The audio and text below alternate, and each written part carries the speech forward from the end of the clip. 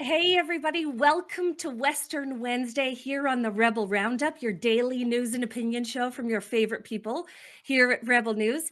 I'm your host, Lise Merle, and I'm decked out in a handcrafted paper green and white pom-pom to keep celebrating Green and White Week here at Rebel News after the Saskatchewan Roughriders' monumental Grey Cup win. And with me today is none other than the ostrich expert of the world, our own Drea Humphrey. Drea, hello.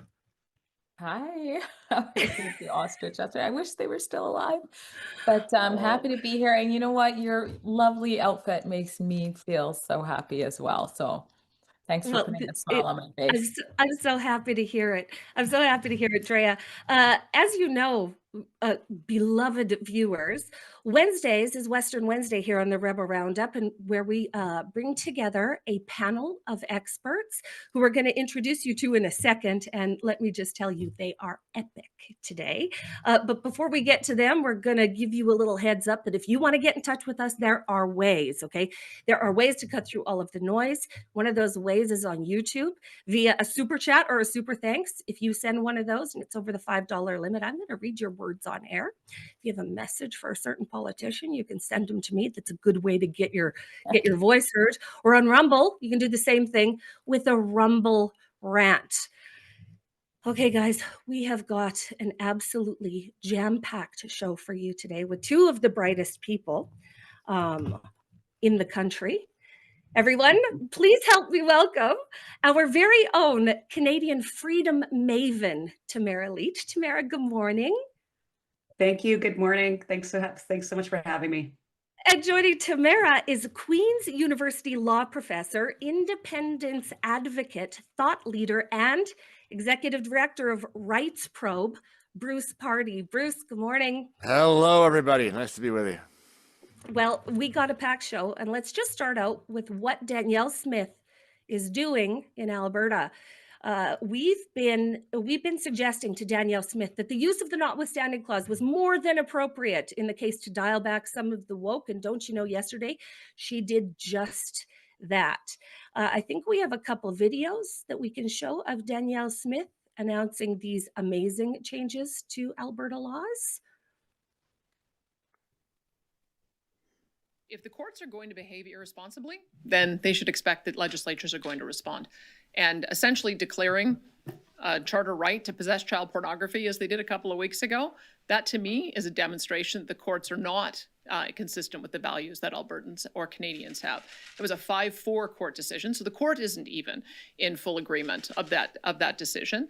And what we're observing is, rather than deal with the cases at hand, and in that case, two horrendous pedophiles with graphic, awful images of children, the court decided to pluck a hypothetical case out of the air in order to strike down mandatory sentencing. So I would say that the court should begin to expect that if they are going to make decisions like that, they're going to see more legislatures take the action that we did. We just simply don't believe that with the evidence changing as it is, we don't believe it's in the best interest of children to delay for years before a court ultimately makes a decision. We want to make sure that kids' right to be able to have children of their own one day is preserved. Bruce Pardy, law professor, what say you? Was Danielle Smith justified in wielding the notwithstanding clause in this case? 100%. This is exactly the kind of situation that the notwithstanding clause was created to make possible. So when we put in the Charter of Rights in 1982, we essentially established a system of judicial supremacy, meaning that the courts have the last word on the interpretation of these rights and what they mean and when they're going to be given effect. But the notwithstanding clause, if you like, was the last remaining bit of legislative supremacy in that regime. And it gives the ability to legislatures, both provincial and the federal parliament, to make legislation notwithstanding certain rights in the charter. And that's what they ought to be doing. It is exactly in response to courts going off the rails, like the premier referred to. That's exactly the kind of scenario that notwithstanding is there to provide for. And so the tip of my hat to her for taking this on and having the guts to put the notwithstanding clause in these statutes. Excellent. Tamara Lich, you would know a thing or two about government overreach. Was Danielle Smith justified? I think so, and I have to agree with Bruce for sure. We have to protect our children first. I mean, I think when that decision from the Supreme Court came down, I was absolutely shocked. Obviously, after what I've been through, to have such a heinous crimes basically go unpunished. I'm on house arrest. I literally had the police show up at my door last night at 12:30 in the morning to do a house check to see if I was here. No. So I absolutely applaud that she's doing this, and I think, as Bruce said, there's problems at the Supreme Court level. Yeah. Yep. And also, as it pertains to parents and children, Drea, we see Danielle Smith making moves to undo some of the harms that have been done to Alberta families, and the activist classes are losing their minds. Was she right to do this? Was this, or was this, like the activists claim, a heavy-handed move that harms the most vulnerable? What do you think? It's a hard yes for me, and it's long overdue. This is the type of leadership that we need. Parents have, I think, spoken on the issue, the concerns, the lack of parental rights that they have when it comes to protecting their kids from things like gender ideology. And so I think she's right in line there when it comes to just pointing out that horrific ruling that happened in that case as a contrast of, no, this is what politicians need to do in order to, as she says, preserve our children's rights to be able to, have kids later on. I mean, what kind of transphobe are you if you want people struggling Right. with their identity to go forth and bury children? It's the complete opposite. So I love that she did it. And, they say Canadians are nice, but really it's just we're so afraid of being called a name. That's what this all comes down to. I think she's representing what most people believe. Even if you look at the polls with the Democrats, when they were asked about whether or not women should be in, or men should be in women's bathrooms, even they say no. So I think Yes. Canadians aren't just nice, we're just so scared, and I hope we're getting over that. Well, we're rapidly blasting through it. I think we have another clip of Danielle Smith undoing some of the harms of the extreme left in Canada. Can we play another one of her? It's Danielle Smith Day here in Western We just heard Wednesday. from Okay, some here folks we go. outside that feel that this legislation and the use of the notwithstanding clause is not in the best interest of kids. And we heard from young people, we heard from trans folks who were once young people and accessed this gender affirming care. So what would your message be to them who say that this is hurting them and hurting the future of children? Well, kids have to go through puberty in order to be able to have kids. That's just the way it is. This is becoming a sexually mature means. And we want to make sure that at the age of 16, when they're old enough to be able to make these decisions for themselves and understand the full consequences of it, they can begin that journey. But we know that when we have all kinds of laws on those who are under the age of 15, we don't allow them to smoke, we don't allow them to drive alone, we don't allow them to do drugs, we don't allow them to sign contracts, they can't get a credit card, they can't even go on a field trip to the zoo without getting their parents' permission.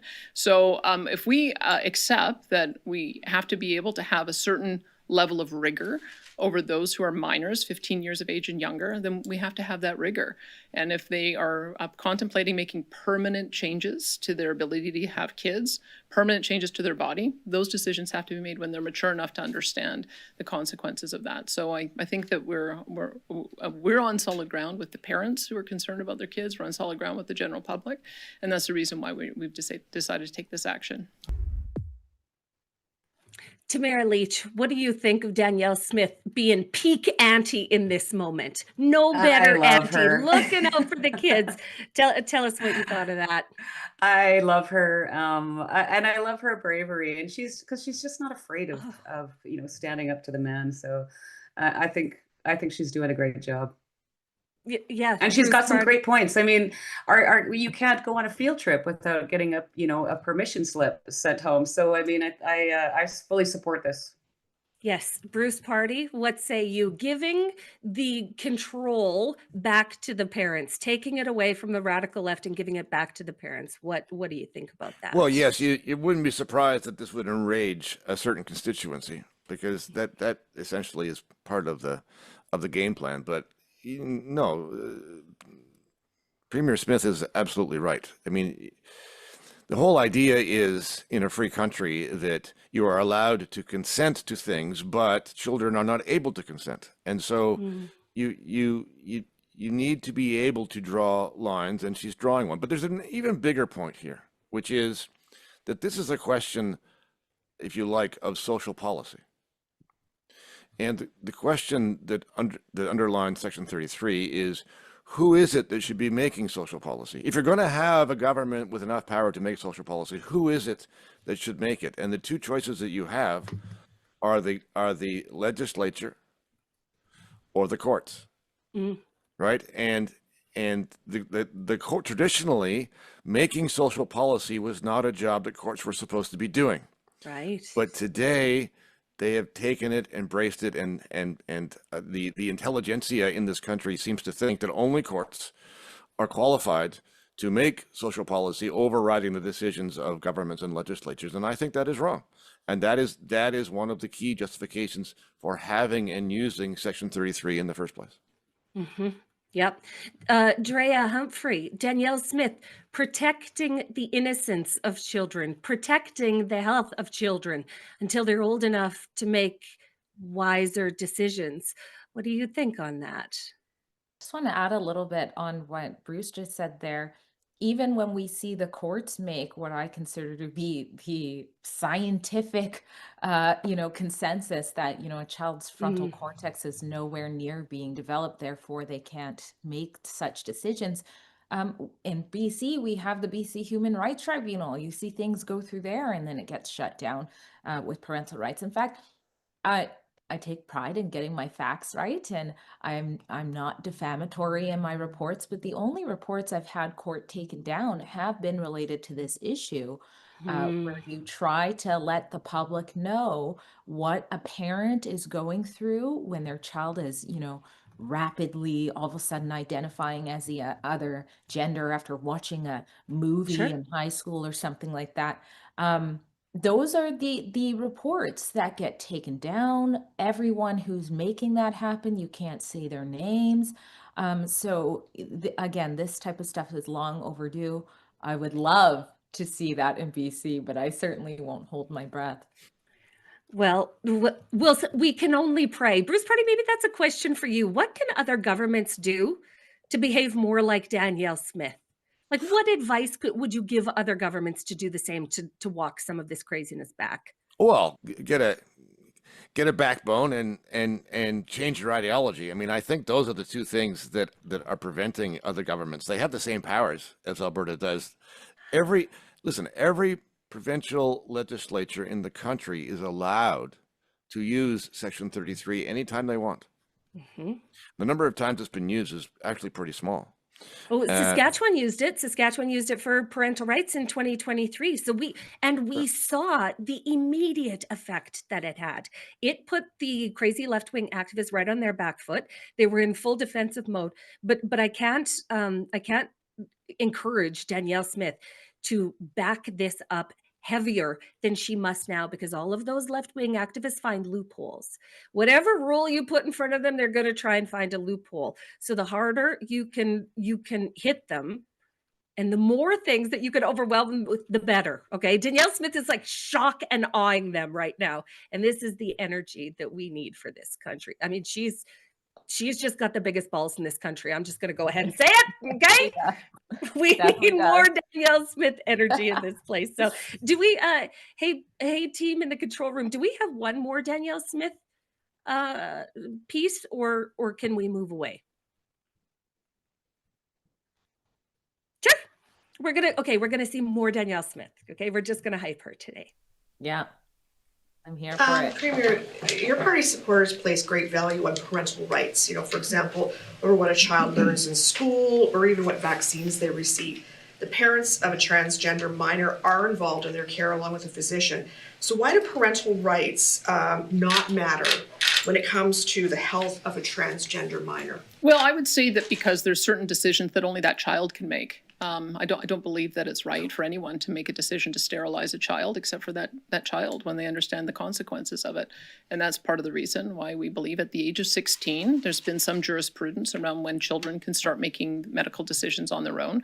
That may be when they begin taking puberty blockers or other hormones, and age 18, when they're full adults, is when they can engage in surgery. Those are some of the decisions that we've made based on some of the emerging evidence that is out there, some of the changes that we're seeing in jurisdictions around the world, and we think it strikes the right balance.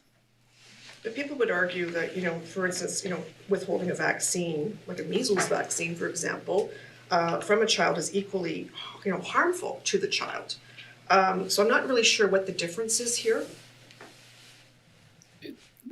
Well, in terms of care for a transgendered minor that is done in coordination with their parents and a physician. Yeah. And withholding, a parent deciding not to vaccinate their child. Well, I think it's a pretty big difference.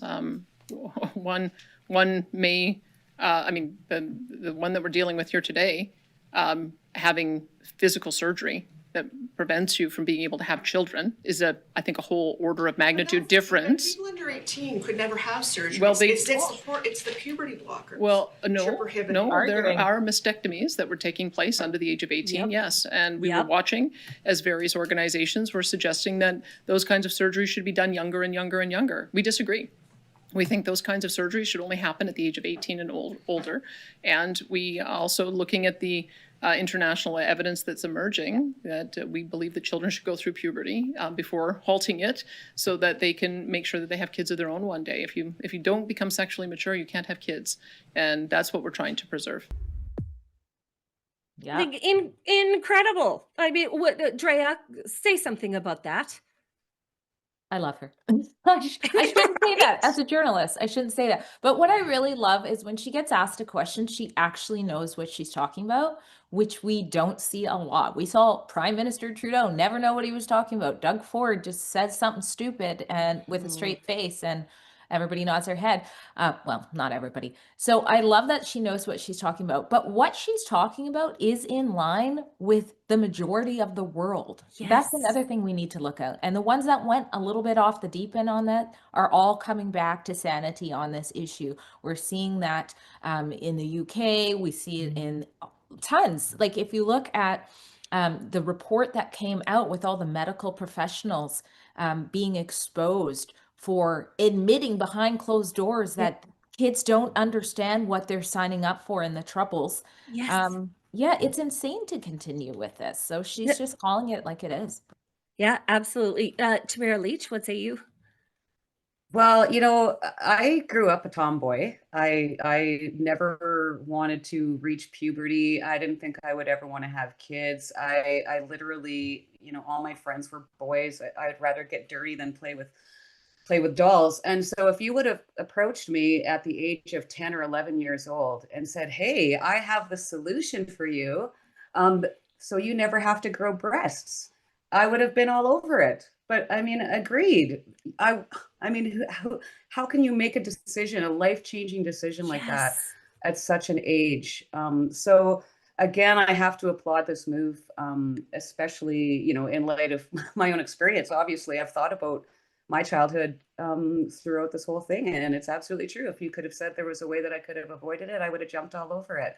However, now I'm a 53-year-old grandmother. I'm going to have my sixth grandchild here next week. So it all worked out. It all worked out. Here's the crazy thing. Puberty is hard on everybody, and we all got through it. It's a rite of passage. It's integral to a child's development. Bruce Pardy, the Canadian youth justice system. Well, before you go on, can I just comment on this one? Because there's a little bit of tension in this one. This one's not quite as straightforward as the other ones, right? Parental rights for me is a no-brainer. That the parents should be the first people and the main people to be able to decide what happens to a child. But this particular scenario is different. If I understand it correctly, I think it is this, that even if the parents together, both parents and the child, want something to happen, that the government's not going to allow it to happen. And you can make a case for that, and it's certainly in substance. I think subjecting a child to this kind of a surgery would be a terrible, terrible idea. But I'm not the parent and I'm not the child. So let me give you a comparison. Yeah. There are times when children who are Jehovah's Witnesses get into accidents and need blood transfusions. And the child says no and the parents say no. And in that kind of situation, it is my opinion that as much as I would like the child to be saved, that I don't think the state should insist upon giving a blood transfusion, even though the child and the parents both say no. If you live in a free country, then you should be able to decide your medical treatment for yourself. And so here is a situation, an exception, where the Alberta government has said, you know what, we're not going to allow you, parents and child together, to decide what to do. So I understand in substance, I think that would be a terrible call, but I'm also inclined to think, look, when the going gets tough, if you're committed to the idea of free choice, then you have to allow people to make bad choices too. And I don't agree at all, because what Danielle Smith is doing is shutting down the Munchausen by proxy mommies. Okay, there used to be a condition that mothers used to display where they would intentionally harm their children to put them in the medical on a medical pathway that Sure. would then get them attention. You know what I Sure, mean? sure. You know what's happened with the acceptance of children being trans is the Munchausen mummies disappeared. Okay, they don't exist anymore because they've been embraced by the medical experts. They say, come on in, bring us your precious babies who have all of these things wrong with them, and we will cut and paste and butcher that child into your ideal, what you Right. and your kid have decided. She is protecting those kids from their crazy mothers. Right. Bruce. But be careful. That's what's happening. But be careful, because if that's your principle, Yeah. that the state should protect children from their parents, then if you play that out, Yeah. then that has all kinds of consequences, like should the state protect the parents who say that they will not vaccinate their children? Right? So you can't have it. I've got something to say about this. Okay, go on, Drea. Number one, you're totally right about what you're saying about how that is the standard with the Jehovah Witness, but we saw that go out of the door with vaccines, in particular when kids were hospitalized for other reasons and the medical professionals determined that they needed the COVID vaccine. It did not matter your religious views. You had to bend to the state. So I just want to say we've seen times ahead of Danielle Smith where the state has said, no, I don't care what your views are in this situation. We're going to protect your child, Agreed. Sure. whether you or your child want it. The other thing I want to point out with this is the government does have to say when some things are not okay for children. She's gone through the list of things where we say, whether or not you're a dad and you're like, I don't care if you drive my truck down the road. I mean, I don't know if that still happens, but when I was younger, there was a lot of underage kids driving vehicles with their parents' permission. I would not do that with my kid. But that's not okay. And that's a rule that we have too. Also, when I worked, in the homeless shelter and just hearing what some of these kids had to go through with their parents, you don't always, whatever the parents decide to be okay is, and how young they were doing drugs with their parents, for example. And I tried to look up the stat, but of course, those are one of those things you can't quickly Google, but I have read it before. There is a disproportionate amount of mothers who have borderline personality disorder raising kids that are identifying as trans, which is way more than the regular population of mothers. And so there's a lot that has to be said about why these children are not just rapidly identifying, but being strongly affirmed, in some cases as young as, toddler age. So that's where I think it becomes a little bit more nuanced, and governments do have to stand up for the children. Excellent point. Sure. I don't doubt any of that, but just be careful, because it's very easy to be incoherent. And so the danger is that we'll end up picking and choosing the moments when we want parents to have the rights and the state to have the rights. If you go back and forth, depending upon the substance of the matter and those things, the outcomes that you prefer, now we're really into picking and choosing. And so I would prefer a system where we establish who is it that has the call? Is it the parents? Is it the state? and you know, you have to try and stick to it. Oh, so interesting. I could literally talk about this all day. I could.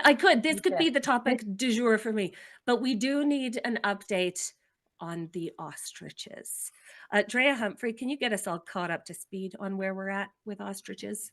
Well, please keep your prayers with the family. Obviously, they've been going through it to the point that, you know, it's difficult for them to walk on their own land. I mean, seeing those empty pens is just devastating for them. So they stay away from them, which is much of their land and some of the neighbors' land who are also going through it. So first thing is to keep them in your prayers.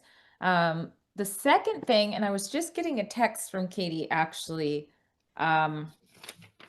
It's a little confusing. So the news was supposed to be the yay celebratory. The charges were dropped, and just a refresher that both Katie and her mother Karen, who is co-owner of the farm that now has no ostriches, were arrested. They were told by the CFIA in letter fashion that you can stay and feed and make sure the birds are taken care of until they were ready for the call. But then all of a sudden the RCMP were like, no, you need to get out or we'll arrest you. And they were like, what?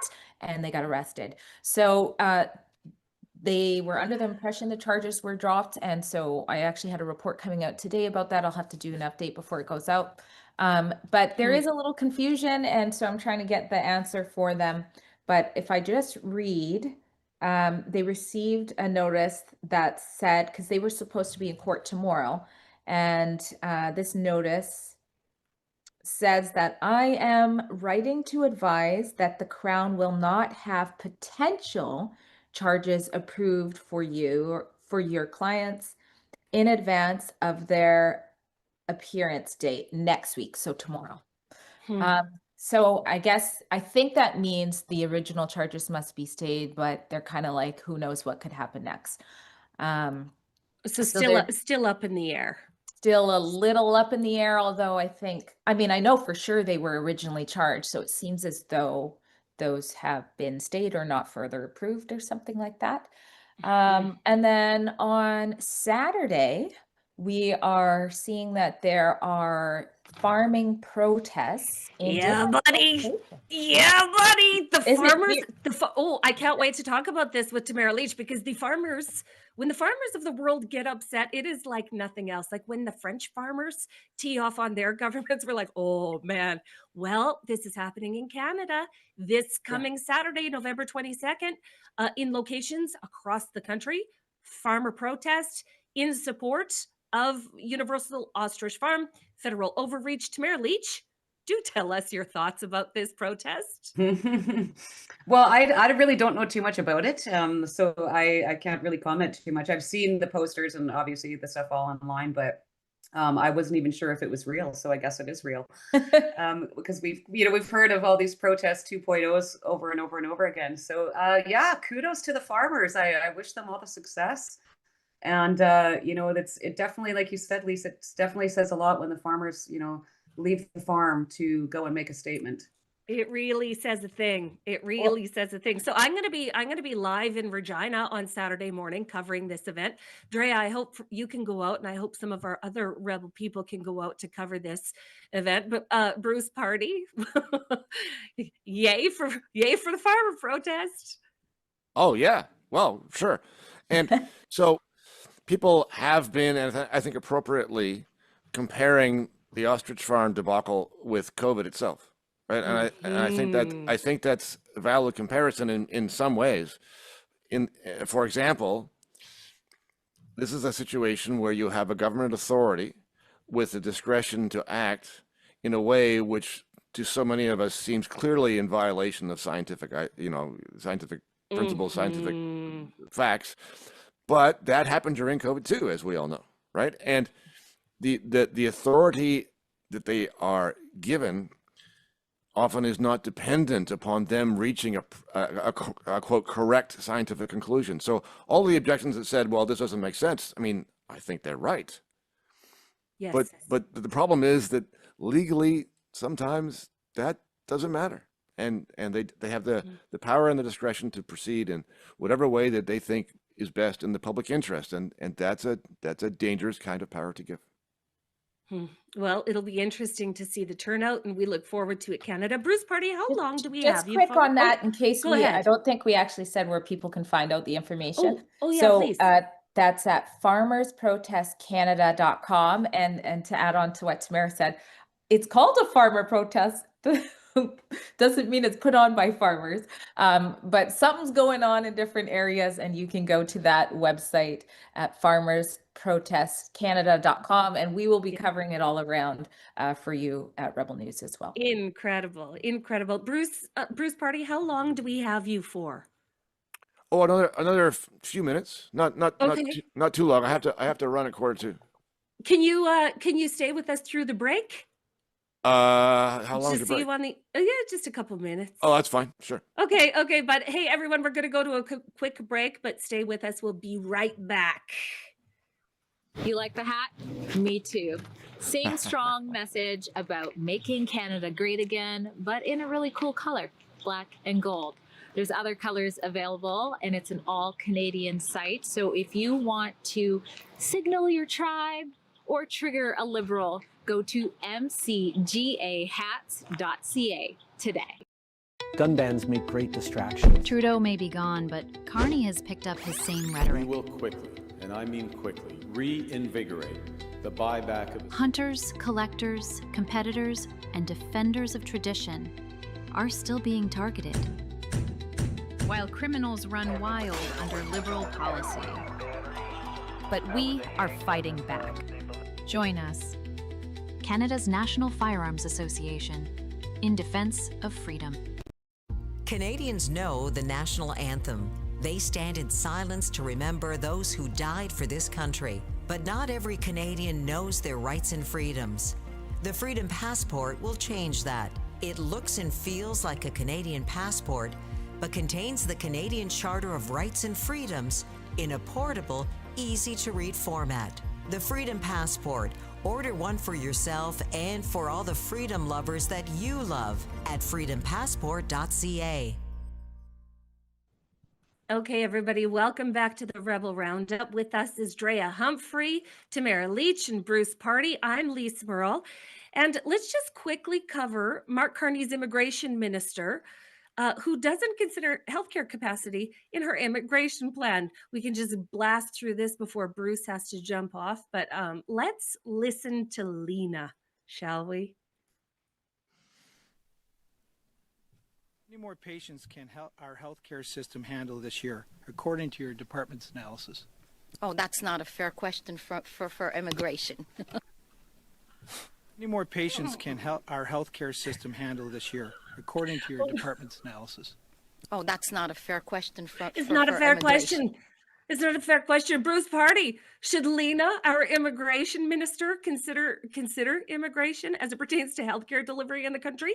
Well, you would have thought this would be one of the first considerations in any immigration policy, not just healthcare, but the capacity in all different kinds of ways, whether it's healthcare or education or housing or whatever the case may be. I mean, to have what appears to be a siloed federal government making policy without regard to all the other things that they seem to control is a terrible idea. But of course, the bottom line for healthcare is that the government-run single-payer healthcare system doesn't work for anybody very well. And so if you're adding a whole bunch of new people into it, you're going to have to expect a kind of disaster. Yet, Tamara Lich, 6 million Canadians don't have a family doctor. Do you think that immigration might be making this problem worse? I would suspect it's definitely a part of it. I mean, this is what we call liberal logic. You know, it's I would really like to see one of these committees sometime where they're actually solving problems and answering questions instead of passing the buck and, you know, just feeding us word salad. I mean, it's just nonsense. It is just nonsense. Drea Humphrey.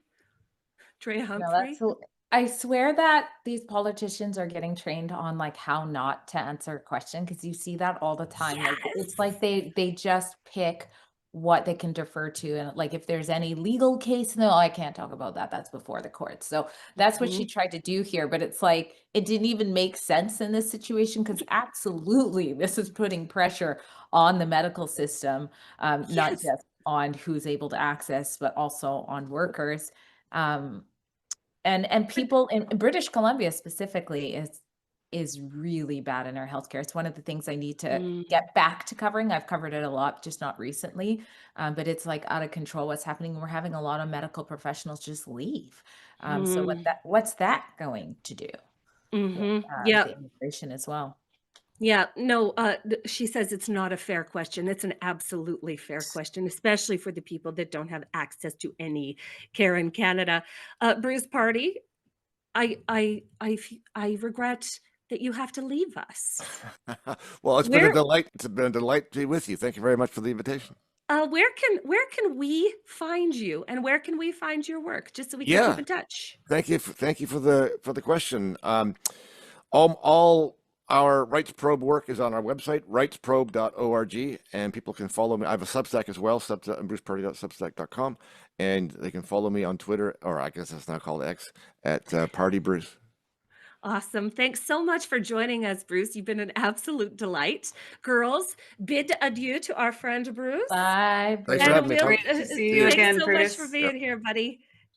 Okay, girls, if we're going to keep this show a-rolling, Canada's highly skilled immigrants are leaving the fastest. Can anybody venture a guess as to why?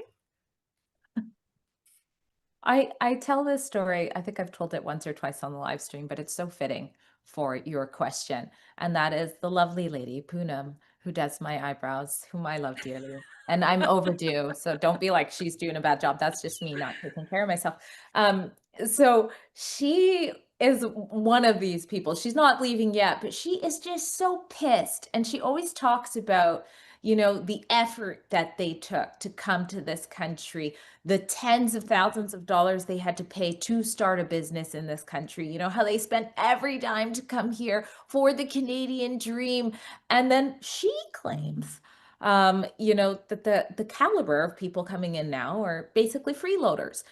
So I can see why people are leaving. And I know when I did some interviews as well of just people who couldn't get, I guess, temporary SIN cards, they come here from India and they're lining up and they can't even get their SIN cards. And they're even saying, I should just go home. What is this? I'm standing out here like I could get a job faster at home.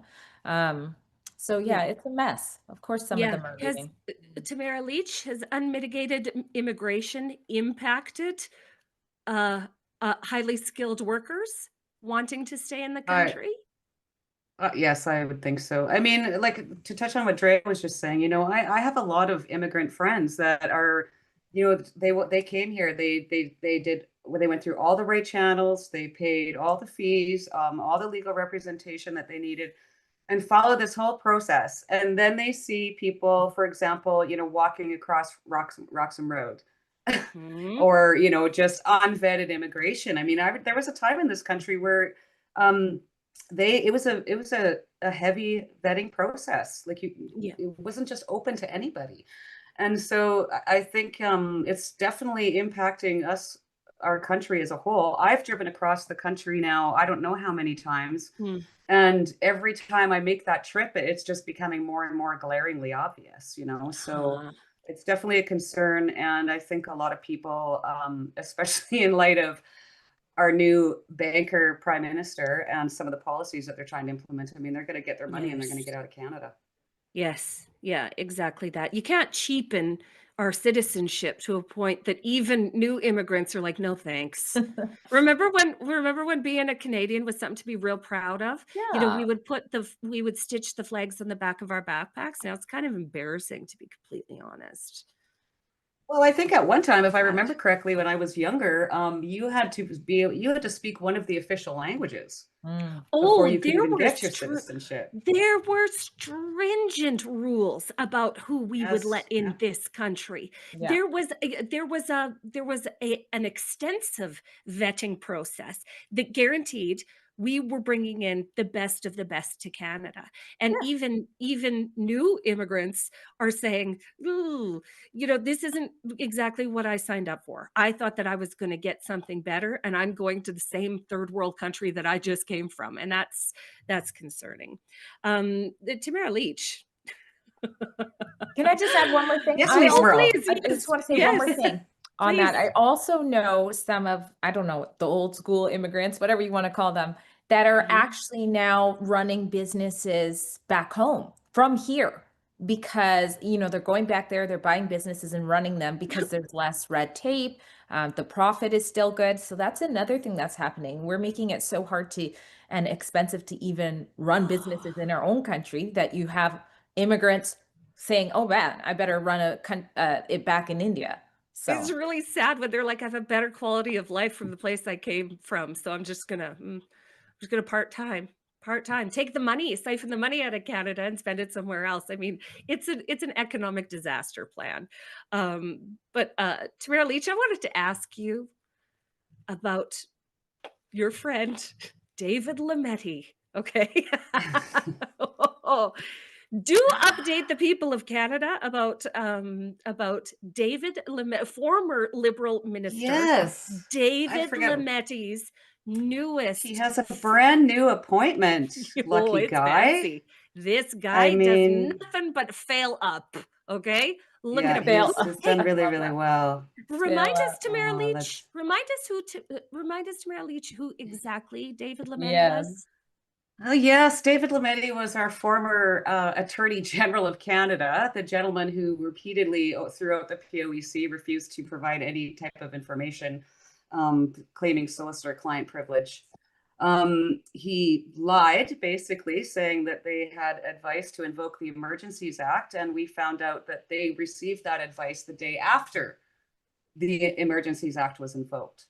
I posted yesterday about his appointment. A lot of people don't know that just before Mr. Lametti left his position as Attorney General, he dropped or ordered a retrial for a judge out east. And so that never happened. Basically, this judge was accused of murder.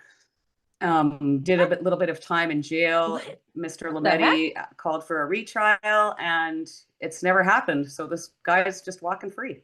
What? The judge was accused of murder.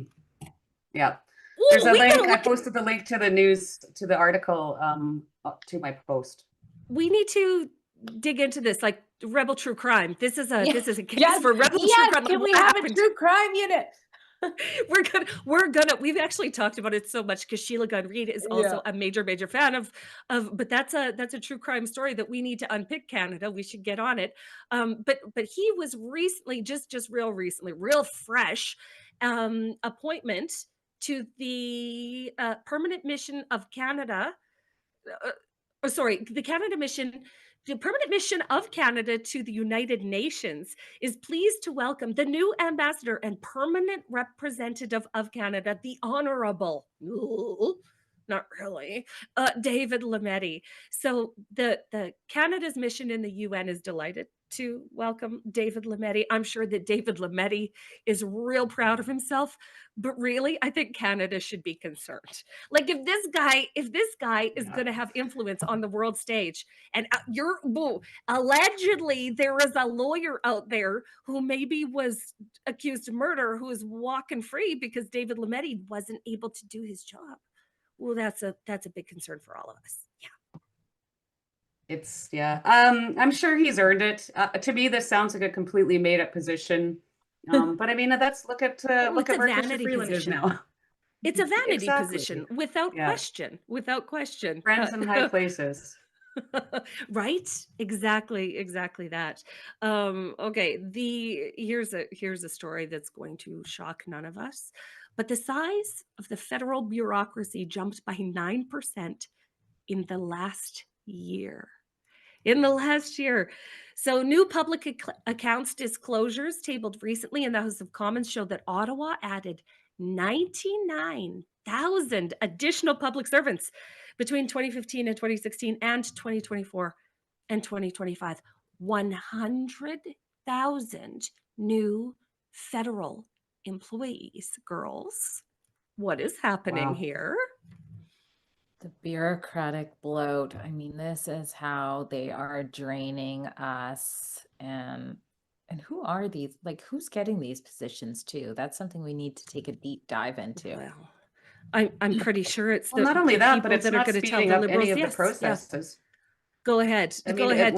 we're not getting, we're not seeing the benefits of it. You know, if you have you applied for a passport lately or gone to renew your passport? I mean, Right? where Yes. are these public servants? What are they doing? Try to find a doctor, try to get access to healthcare. These are not the people that are going to solve any of the problems of Canada. As a matter of fact, they're going to cost us, like the budget that was passed just was it just yesterday or the day before? I can't even remember. But there is a reason why we're $80 billion in the red. There is a reason we're hiring public service at a rate that outpaces any other time going back to 2025. And here we heard over and over that Mark Carney was going to come in, this brilliant economist that had all of this fancy experience, and he was going to get this all under control. 100,000 new employees in Ottawa, guys. That's what we get for electing another Liberal government. I guess we haven't. He is experienced. He's experienced on how to destroy an economy. Isn't that what was it the former Prime Minister of the UK said? Liz Truss. Liz Truss did say that video. I think we need to get that out of the echo chamber somehow. You know, of course we've published it, but I don't think his voters have ever seen that. And that's what he's brilliant at doing. And he's doing it quite well. Shuffling the deck and, you know, using real creative accounting practices and slipping things under the radar. That seems to be his way, doesn't it? Our new prime minister. Speaking of our new prime minister, okay, so we're sort of nearing the end of the program. This has gone so fast, you girls. I'm so delighted to have had you here. But we're gonna have a daily delight that is Saskatchewan Roughriders related coming right up. But quick, let me just get to the super chats, okay? Because Tamara, there is absolutely one for you in here. So this is from Pete Galazzi on a Rumble. He says, Tamara, Queen of Free Western Canada. He paid good money to give you a compliment, Tamara Lich, so I hope you take it. Thank and you. I hope you appreciate Thank it. And we very, very much agree. Pete Galazzi on Rumble. We have another Rumble rant from our dear friend and bestie, P. Schofield. He is he's from America and he watches our program, and we've got an extensive international audience. So hey guys, thanks so much for tuning in. But this is what P. Schofield says. He says, "Hi guys, is there any interest from Canadians in establishing a US bank account? If it was easy to do, given the Convoy bank account freezes in Carney's interest in the CBDC. Thanks." Tamara Lich, a U.S. money accounts? Good idea? Bad idea? What do you have to say? Probably not a bad idea. Definitely not. That's good advice. We got to definitely protect ourselves any way that we can, for sure. I won't be going down to open an account, that's for sure. No, well, it would have to be maybe online. I don't know. Can we do it? Is that something that probably Yeah, I think so. Okay, well, I'm buying gold bricks. That's my way. You know what I mean? If I ever get in real trouble, I'm just going to start throwing gold bricks at people and just, this is how I'm safeguarding things. I think you can do investments in US accounts, right? But yeah, I mean, I'd be interested in having a bank account out there for sure. Just as a humble amount. As a safeguard, Yes. You know, just enough to fill your tank and get you home, just in case the government gets too rammy again. But anyway, thanks so much, P. Schofield. This is from Silverfeet. Silverfeet gives us $5 on Rumble. The parents should be the ones with the final say, not the government. You can't save everyone. So those with horrific parents like me, you got to fight for life. That's a tough one. That's it's a real complicated issue, and I'm real happy we had Bruce Pardy on today. He had some ideas that are going to give me food for thought, and I hope they give you food for thought. Yeah, too. and I like that he pushed back on us too. He's such a rebel. He's the best. I mean, I just can't wait to have him back. He just fit like a glove, didn't he? Didn't Yeah. he? Okay, so another chat from Rumble. Thanks so much, Rumble. You guys are just on fire today. This is from Alberta Dawn, who gives us $5. The teacher, parent, or doctor that encourages a child under 18 to have genital surgery needs to sign a contract that allows the child to sue for damages if they regret the decision when they're 18. You know what? You know what? That might Mhm. be the compromise. Okay, the parent can decide, but if the child regrets, you go to jail. That's right. And Parents might think twice. They might do their research on, will this last? Yes.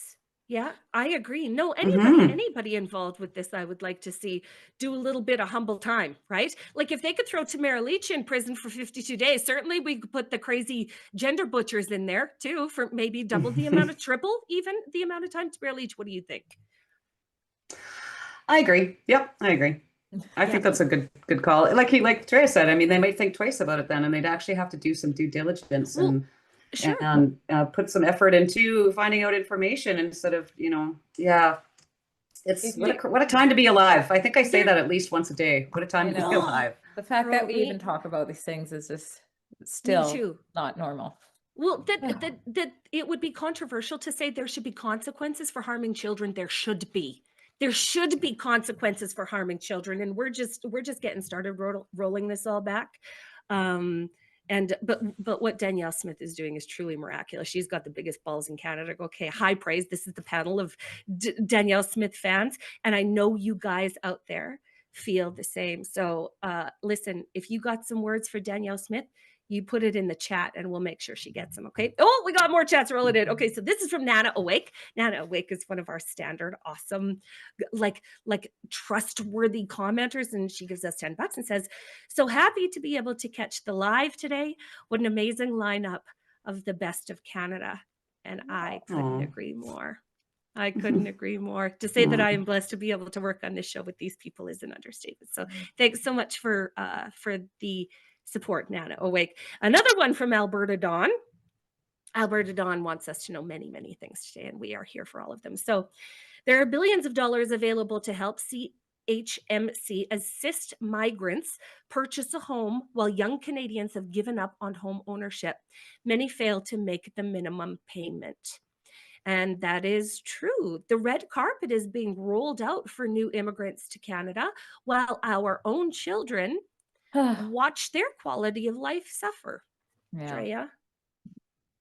I mean, yeah, we're just seeing this in too many ways. I mean, if you know any teenagers or young adults and how hard it is to get a job, but how easy it is for people who are not from here to get jobs, that's just another example. Yeah. And that impacts every part of sort of the coming of age. When we came up, you sort of took a certain path. You were gonna get out of school, you were gonna start a family, you were gonna get a good job, you were gonna and so many of those things are out of reach for our kids, Tamara Lich. With little guys, like with little grandsons, what are your concerns for them? Well, not even just for them, but for my daughter. My daughter moved in here 2 weeks after our trial started, my criminal mischief trial started over 2 years ago. And, she was just planning on staying here with us for a few months until, they could figure out where they were going to live. And I mean, over 2 years later, and she's still here. Thank goodness. I'm so happy that they're here. But, she's a nurse. And she can't afford to move out and get a place on her own right now. I mean, nothing that would be as comfortable, as being in this house for the same price.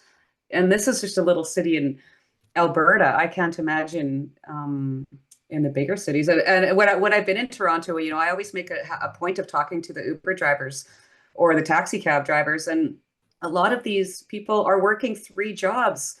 And I'm thinking, like, how do you live? You're just existing. You're just working so that you can exist. You have zero quality of life. So this is a massive, massive concern for sure, especially going forward for our youth. It absolutely is. I mean, every day I'm praying for our young people. They've just got hurdles to jump over that we didn't even dream of. And it is because of the absolutely reckless, immigration policy and economic policy of our Liberal government for the past 10 years. So, you know, a young person, employ a young person. We got to support our young people. And it starts with us, Canada. They know Yes. to the incentives to do the opposite. Yep, that's exactly Hire right. based on skill of the young person. We are a And merit-based society, Canada. We hire the best guy for the job, okay? Yeah. We hire our young people. We give experience to our young people. We mentor our young people. Mhm. We're gonna leave raising our kids to the public school crazies? Absolutely not. And this is a way to get it back. So in any case, we support our young people because they definitely need it in Canada. Okay, and speaking of good things that we can do in Canada, on yesterday's program, this is the Daily Delight. Welcome to the Daily Delight and the Rebel News Sports Rundown. Okay, we're going into the sports section of our newscast. So, Hey, oh gosh, Lord help me. so as you might know, the Saskatchewan Roughriders recently won the Grey Cup this weekend in Winnipeg. It is a ginormous deal for the people of Saskatchewan. Yeah. And on yesterday's program, for those of us that were here, I said that the best part of Saskatchewan winning the Grey Cup was that the good guys won. Okay, the good guys won. So even though Mark Carney and Brookfield tried to turn our beloved Grey Cup into a PR stunt, what happened was our 39-year-old quarterback, Trevor Harris, gave thanks to Jesus. He gave thanks to God. He exalted his family. And I said, the best thing to happen to Saskatchewan is that our young men get to look at that guy and see that the good guy wins in Saskatchewan. And it is beyond exciting for me to be able to announce that another good guy has won in Saskatchewan. The Saskatchewan Roughriders held a 50-50 draw. You know them. They sell tickets during the game. It's a humongous event. This is the biggest 50-50 in CFL history. They raised $2 million, so the half goes to the winner. And Olivia, would we be able to play the video that I sent Sheila Gunn Reid to tell her who the person was that won the $1 million in the 50-50 draw for the Saskatchewan Roughriders 50-50 draw for the Grey Cup? Yeah. It's the one of my face. Okay, you guys are going to see what I sent Sheila Gunn Reid here. Okay, this is me and this is me. Oh, I was like, Sheila. Did you win? Well, how'd you keep that till the end of the show? No, just watch though. Just watch. Okay. My brother-in-law just won $1 million in the Saskatchewan Roughrider 50-50 draw for the Grey Cup game. This is a life moment. He is the best guy, and he's very private, so he doesn't want he didn't want nobody to really talk about it. He's just gonna continue on with his life. Thank you. But what a fucking day! Just awesome. I am so sorry, you guys. You were too excited. Oh my gosh, congratulations. That's so exciting. We are just delighted for him. And I got to tell you the story behind it. So yesterday, my husband is at work and a thought hits him and he's like, I wonder who won that 50-50 draw. It is for what? $1 million. So he pops open his phone, he scrolls, he sees his own name, right? He sees his own name and then he sees his brother's name. Well, this is where Coach, you can show that video, Olivia, watch. This is Coach Corey Mace calling my brother-in-law to make him a millionaire. You guys, it is absolutely incredible. Okay, watch this. It's spinning. $1 million. That's a lot. And it's going to amateur football. I love that. All over Saskatchewan. It doesn't shock me though. This got to be like one of the biggest 50-50 draws. Ever? Yeah. Of course. I'm going to say, well, definitely in Canada for sure, for us in the football scene. But yeah, we're pretty excited about that. So doesn't shock me. There we go. So we have a winner. Okay. Holy Okay, smokes. here's the winning number. SR3 4274566. And the name, Coach, is? My guy, Wade! From? Saskatoon, baby. Wow. Wade. $1 million. We're going to phone you, Wade. We're phoning you right away here. Okay. Let's see here. Do we have a phone number to call? Hit that. You know what I love? I love that it's not rigged. You know what I mean? That's also what I love. Yeah. Right. It's so spontaneous, and he, like, obviously we didn't know that they were going to record it or get the recording, and they do, like, they get Coach Mace gets my brother-in-law on the phone, and my brother-in-law immediately compliments him. Oh, bud, great game, great season. We just appreciate, without thinking, you know what I mean? Without thinking, why is Coach Mace of the Saskatchewan Roughriders calling me right now? It takes a little bit for him to get caught up to what happened. But I will say this: when he talks to Coach Mace, and you should go look at the clip online, he brings up his dad. This is my father-in-law. This is the grandfather to all of the cousins. He passed away in COVID, but he was the biggest Saskatchewan Roughriders fan, and that our whole family was able to envision him in heaven doing cartwheels, buying rounds for the bar to celebrate this humongous win that his son just had. Was such a blessing. And again, what I want us to take away from the Grey Cup in Saskatchewan in 2025 is that miracles do happen and the good guys do always win. So congratulations, brother-in-law. That's amazing. Congratulations. I love that. Yeah. That's amazing. Thank you, guys. Yeah. Well, do you guys have an epic uncle? You know, the uncle that just did all the wild things and lives a larger than life, and that's this uncle for my kids. But do you guys have an uncle like that? No. Well, Not really? now my I think so. uncles, if they watch this, like, Now they're gonna be like, we gotta up our game. I feel obligated to lie. This is don't. This is peak uncle behavior, and he's just gonna keep being the fun uncle. I mean, it's just awesome. So thanks for allowing me to share this story, Rebel News. It is our great news story of the weekend. We're about 7 minutes past the hour. This is about the end of the show. Thanks so much to everybody who sent a Rumble rant. Tamara Lich, it's been such a pleasure to have you here. Where can people find Thank you. you? At my house, because I'm on house arrest. Just kidding. You can find me on X at Leach Tamara. We also, Chris and I just started a new show on YouTube called House Arrest with Chris and Tamara. So that's a lot of fun. We're doing that Thursday evenings. Just trying to keep people updated on our day-to-day lives under house arrest and how we're coping. And Drea was talking about her eyebrows earlier. Well, welcome to my nightmare. Apparently, getting your roots done is not considered a necessity of life, nor is getting your eyebrows waxed. So we'll see what I look like a year from now. We'll come with the beauty. We'll come with the beauty supplies. Don't slumber party. Perfect. Thank you. Like it's 100% happening. You guys just heard it here first. We're having a sleepover at Tamara Lich's house, and it's all beauty. Okay, it is an old school slumber party. We're sleeping bags on the floor. So, Drea, Humphrey, what are you up to for the rest of the day? Tell the people.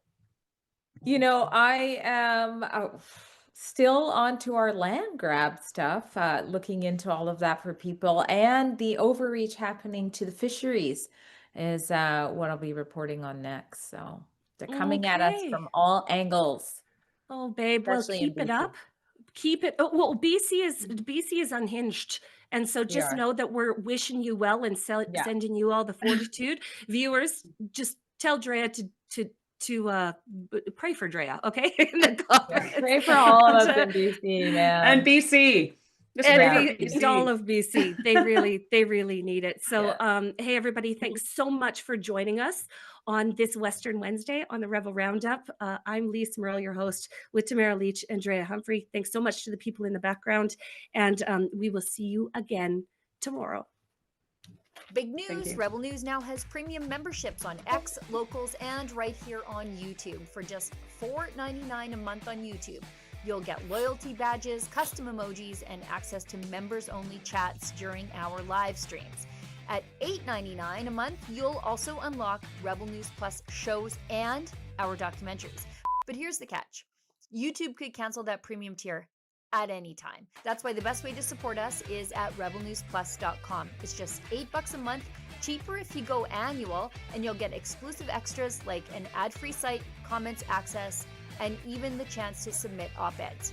Wherever you join us, thanks for keeping our independent journalism alive and strong.